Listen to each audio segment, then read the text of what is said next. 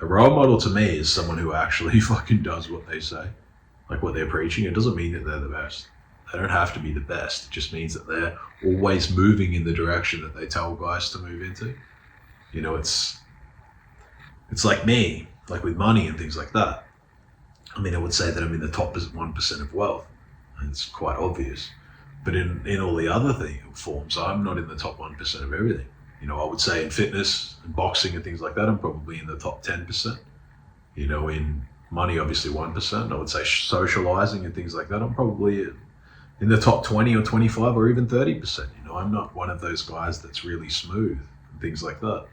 I think that with me, it's harder because once you go to jail and things like that, prison and places like that, a lot of things that you learn in there, and a lot of the fucking like ideas and the mannerisms and things like that, they stick with you forever. You know, I went to a course and I've had classes where people try to teach you like, you know, more class and how to eat well and, you know, how to signal wealth and things like that, so you can be around like more high net worth people at dinners and things like that and not do anything crazy. But that just doesn't sit with me. You know, I'll still like eat with my hands, as I've said before. I'll still fucking like, you know, not really cut food up a lot and just smash heaps of food really fast. It's hard to break out of those sort of habits. You know, it's really hard for me to ever be anyone other than myself. And it's the same with socializing and things like that. And once you've been to jail, you learn a lot of fucking techniques and things like that don't really serve you in the real world. You know, you learn to be very vague. When people ask you questions about your life, you learn to be very extremely vague. You know, not want to talk about yourself, not want to talk about your own stories, not want to go much into depth about really anything. You just kind of like all very surface level shit because you don't want to fucking build an attachment because people can exploit you. There's a lot of shit in prison. There are a lot of people who have, you know, serious fucking mental issues.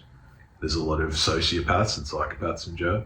You know, it's a unrepresented amount of people compared to the outsiders in jail that would have antisocial personality disorder. You know, it's a lot of those people end up in jail. So and being in an army hospital and being around, you know, people that are kind of fucked up is much the same. You don't want to get too involved in their life. You always have to keep like a guard up to a degree because they might commit suicide or they might have, you know, many mental illnesses that starts to rub off on you. You have to keep a guard up because when you're around crazy, I respect them, but some are crazy. It starts to rub off on you. So you have to fucking like keep your guard up all the time. And then I went straight from there to prison. So I already had the guard up and I had it up for a very long time. You know, I was telling a story the other day about how I got out of jail. A friend of mine asked how like the last day of my prison stay was.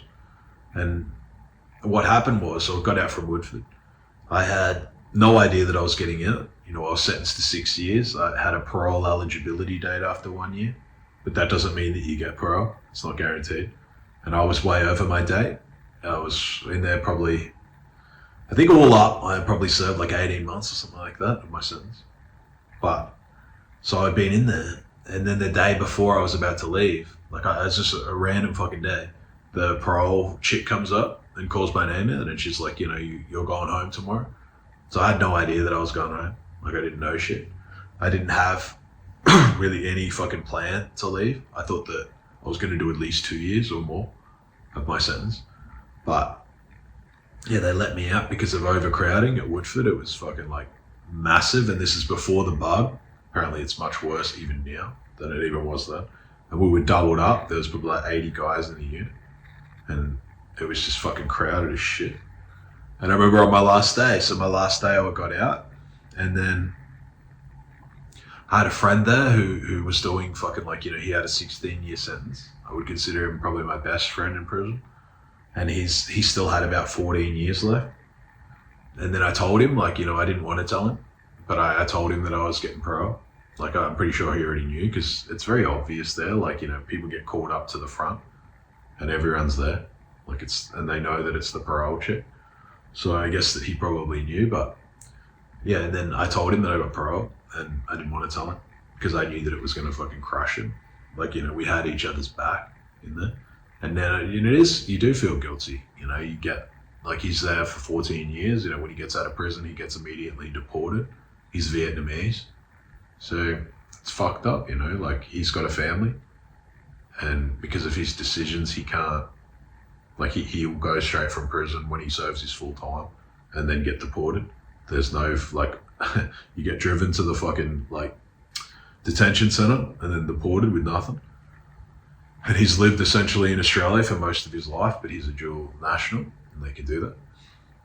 They can cancel your Australian citizenship if you have two citizenships. A lot of people don't know that. Like if you get done for an offense. So, yeah, I remember I told him and it was obvious, you know, that I was going home and he was going to stay. You know, he's 12 years or whatever the fuck he had left. And then, yeah, I remember thinking that I felt bad for him. And then I remember the next day, just as I was about to leave, so I was like probably 2 hours before leaving or maybe even closer to an hour. And this guy comes up to me and he's like, gives me a letter. And he's like, oh, make sure that you carry this letter out and then mail it when you get out. And then I was like, yeah, okay, I'll do it. Obviously, I fucking went to the bathroom, read it, and it was some fucking guy asking someone to bring dope in to the fucking jail. And then I was like, oh, I have to carry this shit out. Like, I'm going to get my parole pulled. Like, obviously, there's a risk that I get stopped. I get my shit searched, and they read the letter, and they're like, this guy's trying to get fucking dope in the prison. So I flushed it down the toilet, and the toilet's like a vacuum toilet, so the whole fucking unit can hear when it's flushed. And then I remember that I walked out after, and the guy comes up to me, and he's like, oh, can you, like, show me that letter? Can I see the fucking letter that I gave you? I'm pretty sure I put the wrong address on it.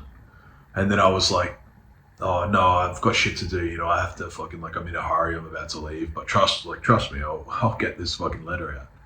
And then he's like, all right, yeah, just make sure you do. He's like, oh, fucking, like, you're dead if you come back and that letter's not sent out. And of course, obviously, that's the game. Like, you know, I've got my parole guaranteed, like I'm meant to get out. So obviously I can't kick off and have some sort of fucking issue. And the thing with prison is often the day before or the day that you're about to go home, it's very often to get in fights. Like it's a high alert for fights because people are obviously envious or pissed off that you're going. And there's a tradition that people like to like try and fight you before you leave. So then they try and send guys out like a busted up head so that they see their family and it's like another slap in the face. But that shit didn't happen to me. I was on fucking high alert. Obviously I had friends in there. But still, you know, and then as I was about to leave, you know, the guys call in the morning that get your shit like you're going. And then I was about to leave, like one of the guards like looks at me. So I walk out the front, the door to the actual unit, the door slams behind me. And as I'm leaving, like there's a guard who turns to me and he's like, you'll fucking be back. He's like, you're definitely going to come back. He's like, I know you. He's like, you'll be straight back. And he had just this look of pure fucking hatred and like, you know, envy. Because I think with jail, they think like, you know, that everyone in there's a scumbag. And they also think in their own mind that this is what happens. Like if you try to be like an outlaw, you know, and it convinces them themselves that they made the right decision, like playing it safe and being this like corrections officer. That, you know, this is where all these guys end up anyway. So I've made the right decision. Like I'm the guy, and some of the corrections officers are good, and some of them are fucked. You know, like some of them are real fucking sadistic.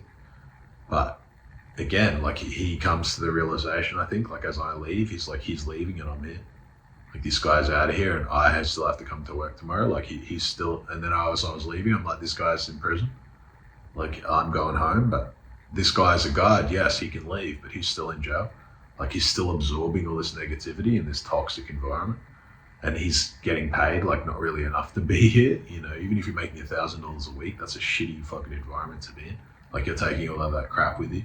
There's a lot of misery in those places. There's lots of fucking death and like people that are injured and it's extremely dirty. It's a very dirty environment. And it's extremely negative. And you have to take all of that shit with you. He has to take that to his family and shit. Like I've said it before with my kid, like I would never have had visits in jail. Like I would, even if I was doing life, like just forget about me and move on. It's not like that's very selfish to have your kids visit you there because they're just going to be really fucked up. They're best to forget you and only remember you for like the past and shit that you've done. And maybe you send them letters here and there, but to visit you in jail, it's extremely negative and toxic. You don't want that shit attaches to you. You know, that negative energy and negative environment, it's like a mud, and it's very hard to get off. It doesn't really matter how many showers and shit that you have. Like if you've been to prison and you've been incarcerated and you've been locked up and you've done like, you know, maybe a year or more, you'll always be partially in jail. Like life will never be exactly the same as it was. Like once you've been confined for that period of time, you'll take that wherever you go. It doesn't matter how free you are. A part of you will always be in jail. That's just the game. Like you have to accept that. And the sooner you accept that, the better. And then, yeah, so I get out to the front. Like obviously I've ditched the ladder. I get out to the front of the fucking jail. And I'm trying not to hope, like in myself, I'm trying not to believe that I'll get out. Because they still lock you in another cell at the top. They have you change into your clothes that you come in. And then they lock you in another cell at the top. And I'm fucking sitting there and guys just talking about how they can't wait to get back on the needle. I can't wait to shoot up again. And then I'm sitting there and I'm like, I don't want to hope. Like hope's a fucking dangerous thing in jail. Because once you used to have expectations that are good, they can be fucking crushed. Like, you know, now I'm starting to try not to think that I'm getting out. I'm trying to think that something can go wrong. And then I get out. You know, I got out of the jail. My mum picked me up. And then, yeah, she was crying and really upset, things like that. And then, yeah, I remember after, like I got back to my house, like it was like 30 minutes from the jail or something like that. And then I remember I went into my room and shut the door and just to be with no noise. Like there was zero noise. And like, you know, you've got your own privacy and shit like that. I remember just, yeah, it's crazy. You know, it was very fucking overwhelming of a feeling to just have silence. Like, you know, be alone in your own thoughts and generally alone. Because in prison, you're really never alone. Like there's always noise and there's a lot of noise, screaming and fucking crap. And even when you're in your cell, it's two to a cell. Like there's no one out. There's no privacy. So just being alone was like, holy fuck. You know, I can finally think of not being in prison. And then I just remember thinking like, what a waste, like of time. But yeah, I'll always take all that fucking knowledge and shit with me wherever I go. You know, so when I say it was a waste of time, like when I box and things like that, I always have that to fall back on because I've had a lot of fucking hardship. Like I've had a lot of hard times. You know, I've fucking had the time in the cells. I've had the time with fucking, you know, fights in prison. I've had all the bullshit. You know, and that's just fucking life. You know, I'll take all of that shit with me wherever I go. I think that that's what builds the depth, like the substance. So when you're in a hard time, you have a lot to draw back on. If you've never really had hardship, you don't have like much to reach in for. Like everything is difficult for you. It's like when a newborn baby has like, you know, they cry or 6 months or a year or 2 years old and they cry because their ears are blocked or like their ears are sore. It's not that it's a lot of pain. It's just the most pain that they've ever had. If you had it, it wouldn't be that difficult. But when they're 2 years old, that's the most pain that they've ever had. So that's their limit. Like that's their max. Whereas with us, the more pain you endure, the more fucking like difficult times you endure. That's your ceiling. So you always have shit to fucking compare it to. It's like people will say with my tattoos and be like, oh, did all of that stuff hurt? And you know, I'll spar and people will be like, oh, doesn't that hurt? That shit doesn't really hurt. Like none of that shit really matters because it has an end. The most pain is internal. Like the biggest pains that you'll ever have are internal and they don't have a expiry date. Like it's the unknown. It's like sitting in prison or you're sitting in fucking court. You don't exactly know what's going to happen. You know, like I was sitting in court for drug trafficking. First time I went to Supreme. And they're like, this is under VLAD. Like you're going to get an SVO, serious violence offense for this trafficking. They're like, you're going to do at least 10 years prison. But I didn't know exactly again how much time I would do. That's painful. It's the uncertainty, like it's the anxiety. That's the shit that keeps you up at night. It's not the fucking, you know, shit that you know. Like it's not sitting in prison knowing that you have X amount of years. The hardest thing and why there's so much conflict and shit in jail is because a lot of people don't know when they're getting out. Like they don't know. They've got like eligibility dates for parole, but that doesn't mean that they'll get parole. You know, they have to apply. And then parole's so slow. Like you can apply for parole and it can take months before you even hear back from them. And you're writing letters, like actual letters in prison to send to them. And it takes fucking months. Like it's very slow.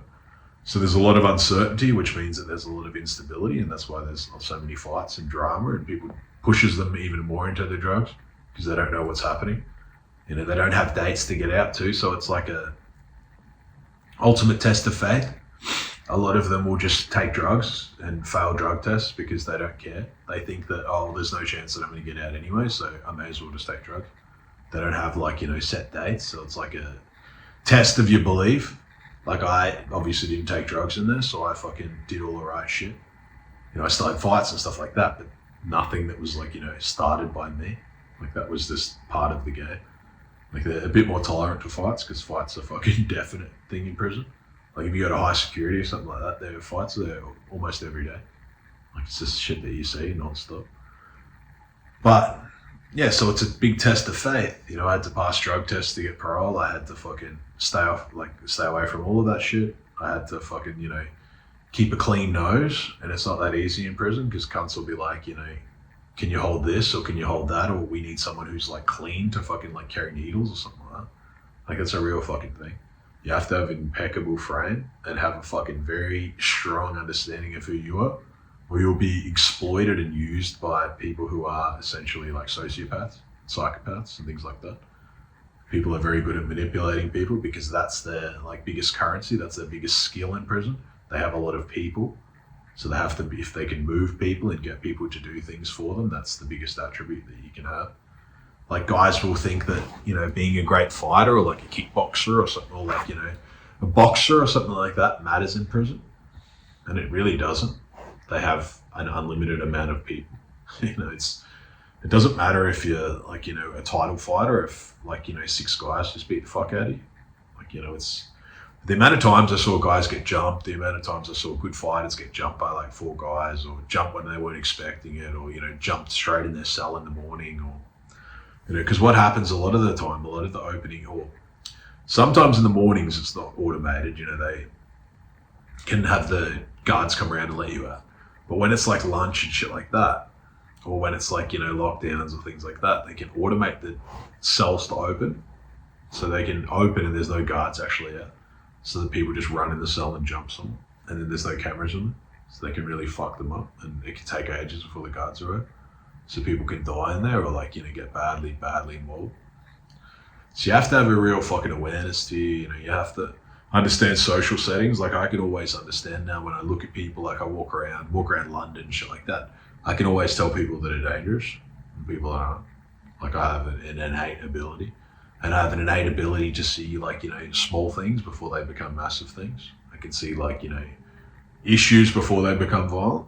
Like I can see just in people's like look or eyes or something like that, the situation that's about to go dangerous.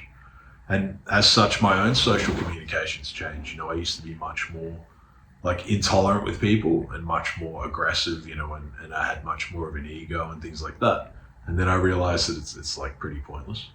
You know, it's not really worth the friction. It's not worth, you know, the social friction because then it can escalate. Like it's not worth like jumping down a guy, like, you know, like treating him badly or something like that, because then it can escalate to a physical confrontation. And once you've been to prison, it doesn't really take much. You know, it's the concept of me getting into an argument. Like I can't remember the last time I've ever had one. It would just be like a physical fight. Because to me, it's always like, you know, it's like, you know, I'm respectful, but I don't really have any like fucking, it just goes to fight. Like this is jail. Like there's no point getting into a debate. Like what's the point? You know, like one person's trying to, if you can't agree, like you have to put the gloves on. Like that's pretty much just the way that it's gone. It's pointless. Just debating, like a debate. You know, it's, if you cannot agree and things like that, or like online or something like that, that's fine. But if you don't agree and they're still insisting on, you know, like treating you bad or talking to you poorly, that it's just, it's not like, you know, an intellectual debate. It's just like put the gloves on, it's the final say. It's like the sayer of force. Like if it's worth that much, then you should just do it. So that's very much like the jail sort of mindset, you know, and that sort of mindset will never leave. Like if you've been to prison and things like that, a lot of the guys will understand that.